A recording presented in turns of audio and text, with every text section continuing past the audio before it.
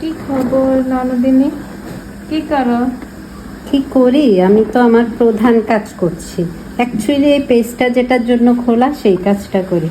আজকের এই কেকটা কাটো।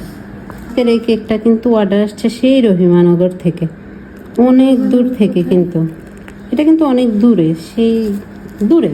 তো তার চেয়ে বড় কথা হলো, যে আপুটা এই কেকটা অর্ডার করছে না, সে কিন্তু সেই আমি প্রথম যখন কেক তৈরি করি সেই সময় থেকেই আমাদের সাথে আছে।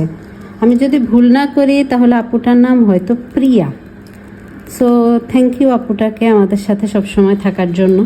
আর তা জানো, এই যে আমি এখন ডিজাইনটা করতেছি না, এই ডিজাইনটাও কিন্তু সে আমার ডিজাইনই একদম। আমি যখন প্রথম কেক বানানো শুরু করছি না, ওই সময় কিন্তু আমি এই ডিজাইনটা করেছিলাম আমার একটা কেকে।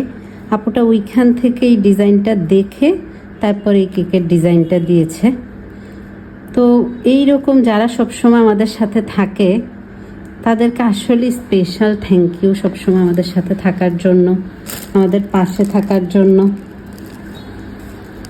আসলে ভাল লাগে জানো, যদি নিজের পেজ থেকে নিজের করার ডিজাইন কেউ দেয় না, তখন কিন্তু অনেক ভাল লাগে।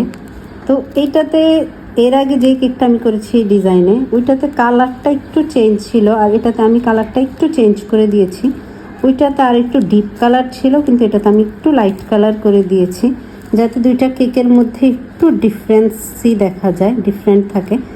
তবে ভাল লাগে যে আমার বানানো এত আগের কেকের ডিজাইনটা এখন আবার বানাচ্ছি।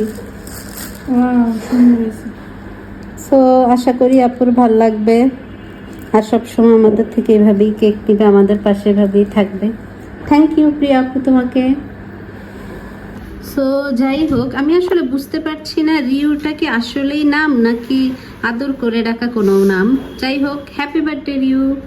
হোপ তোমার লাইফ অনেক সুখের হবে, ভালো হবে, আর সব সময় তোমার বার্থডে কেকটা আমাদের এখান থেকেই যাবে। Thank you.